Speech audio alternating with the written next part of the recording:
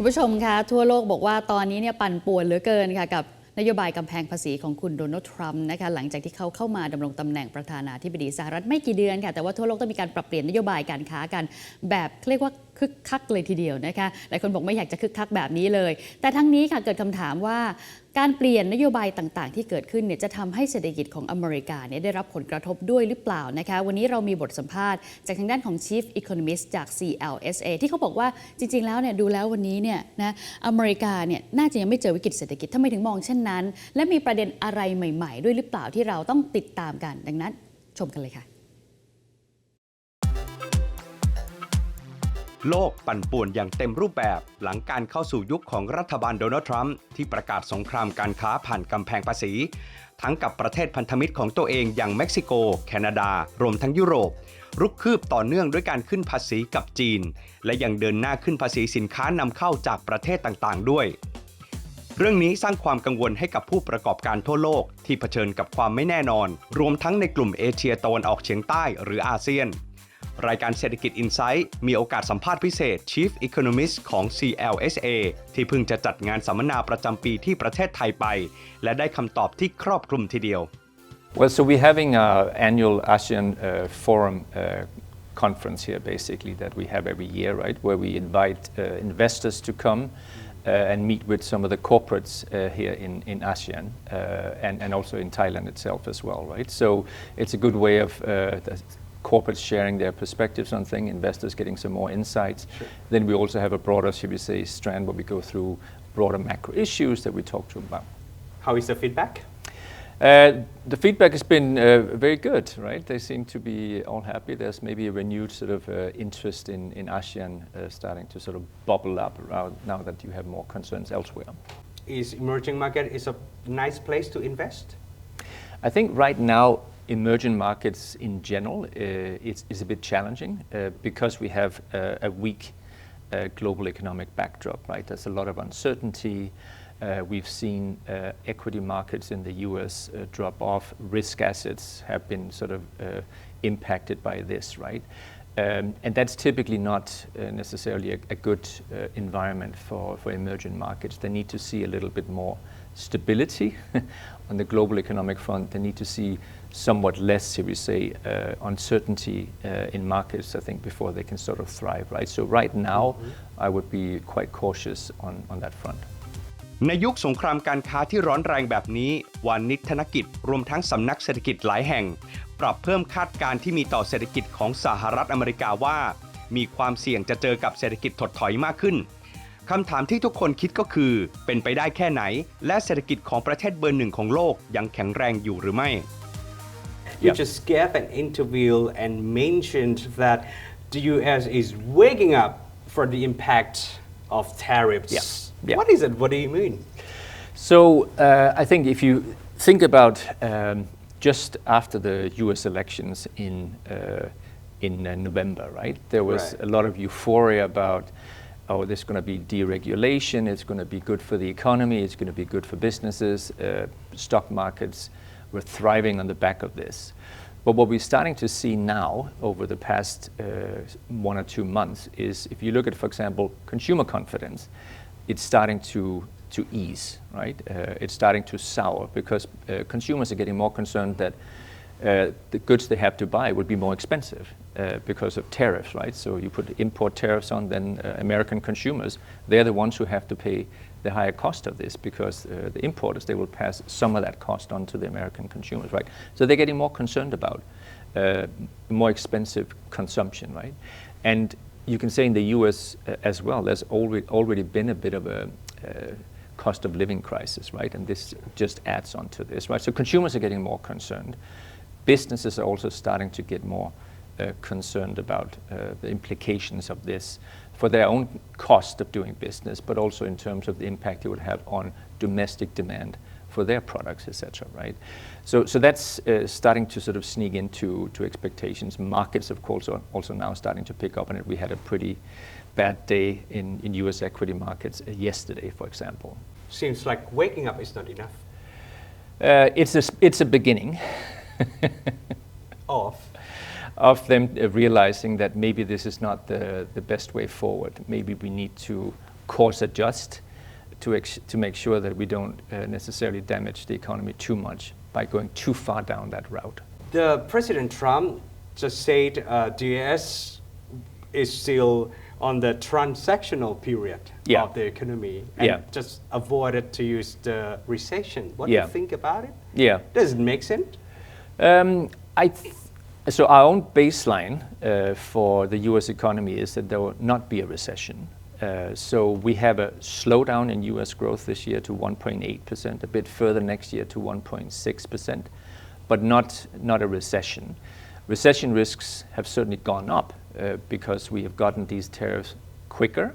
There's more uncertainty about the tariff regime we'll get. There's some concerns it would be more, should we say, draconian, what we're going to get, right? So rightly so, the recession risk have gone up, but it's not our baseline. However, if he ends up, should we say, in terms of tariff delivering on very significant increases in tariffs, if he goes ahead and tighten for immigration and those sorts of things in a very draconian way, then you have a scenario where there could be a recession. But as I said, that's for us now is more like a risk scenario, but it's not a central scenario. Is U.S. government bond safe haven? I think it still is, despite everything, right? So for a couple of reasons, right? One is it's still one of the most liquid bond markets. It is the most liquid bond market in the world, right? The U.S. still has the benefit of being reserve currency as well, right? So I think in times of uncertainty, there will still be demand for government bonds, including U.S. government bonds. If U.S. economy is also slowing, that also implies that the prices of bonds could start to go up, right? So it can actually, from an investment perspective, also be a good idea to place yourself in bonds during these times. สำหรับอีกซีกหนึ่งของโลกที่มีจุดยืนที่แตกต่างและเป็นเป้าทางการค้าของสหรัฐอเมริกาอย่างจีนมีท่าทีที่น่าจับตาเช่นกันทั้งการตอบโต้ทางการค้ารวมทั้งการแก้ไขปัญหาการเติบโตทางเศรษฐกิจที่ชะลอตัวด้วยจีนจะยังเอาอยู่กับเศรษฐกิจของตนอยู่หรือไม่ Let's talk about China's economy. Will we see another 5% in the upcoming years? Is it still possible for China? So it's the target they've just set for this upcoming year, right? So I think it is achievable, but I think they would probably need to introduce more policy support than what they have announced so far to achieve it. If they don't do that, I think it could be hard to achieve the 5%, right? So what we've seen so far is they have lined up for more fiscal policy easing, a widening of the fiscal deficit from 3 to 4%. That would help. Also allowing local governments to spend more on idle property and idle land to address some of the issues in the property sector. Local governments to swap some of their debt out so they have better debt conditions in a sense, right? Recapitalization of banks, right? So they're doing a number of things. Also easing monetary and fiscal monetary policies is on the table, right? So this will help provide some support to domestic demand, and we see a gradual pickup in consumption growth during the course of this year in China. The thing that's a challenge, right, is the external headwinds, right? Because of tariff going up, that's going to be a headwind to exports for China. Plus China last year had a really strong year when it comes to the contribution of net exports to growth, right? And that will not repeat itself. And then on top of that, you have the tariff, right? So you certainly need the stimulus they've announced so far, but I think you probably need further measures announced and taken to sort of get closer to the growth target. Otherwise, it will be difficult.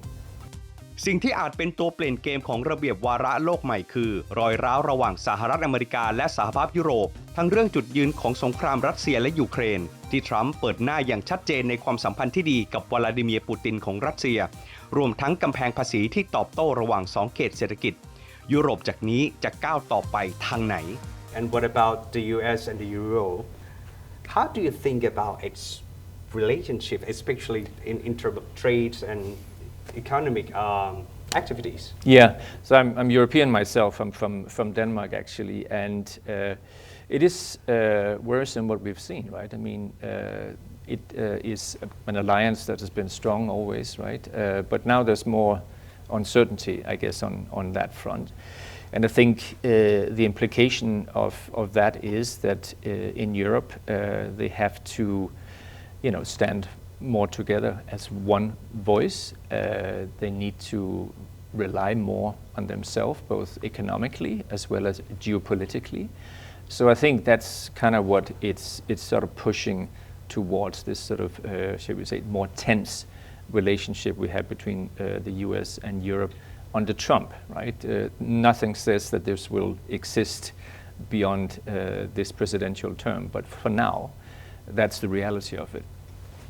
I see. And what is the proper step of EU? So I think they are, in a sense, starting to do it already, right? I mean, so they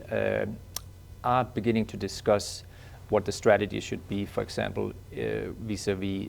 Ukraine. I mean, that Europe might have to step up more in terms of support when it comes to security guarantees and all sorts of things, right? So they're sort of beginning to step up to the plate, take on more responsibility in a way, right? And then what we have also seen in some sense, you could say partly in response to this, is, for example, in Germany now, right? Sure. They realize that they need to generate more growth themselves, right? So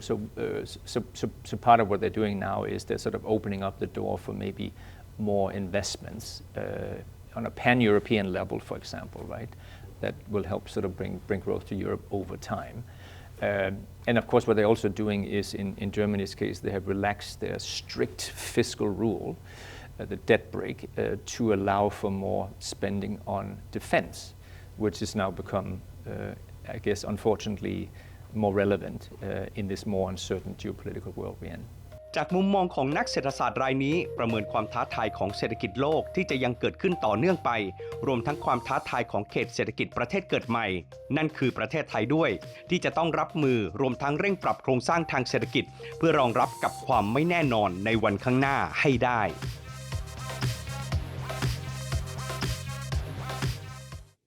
แน่นอนค่ะตอนนี้ทั่วโลกนะคะเขาก็ตั้งทีมเศรษฐกิจของตัวเองเพื่อที่จะเจรจาต่อรองนะคะกับนโยบายเศรษฐกิจของโดนัลด์ทรัมป์แล้วก็เตรียมที่จะปรับเปลี่ยนโครงสร้างเศรษฐกิจของตัวเองเพื่อรับมือกับการเปลี่ยนแปลงในเรื่องนี้เราจะยังเห็นภาพความเคลื่อนไหวนะคะของเศรษฐกิจที่ค่อนข้างจะเวียงไปเวียงมาแบบนี้ไปอีกหลายปีนี่อีกหนึ่งมุมมองค่ะจากนักเศรษฐศาสตร์ที่เขามองกันไว้ดังนั้นก็ต้องเตรียมรับมืออยู่เสมอขอบคุณสำหรับการติดตามรับชมรายการเศรษฐกิจ Insight นะคะคุณผู้ชมอย่าลืมค่ะกด Subscribe กดกระดิ่งกดไลค์กดแชร์ในทุกช่องทางออนไลน์ของ TNN ช่อง 16 นะคะแค่นี้คุณผู้ชมก็จะไม่พลาดรายการสดและก็คลิปดีๆมากมายค่ะ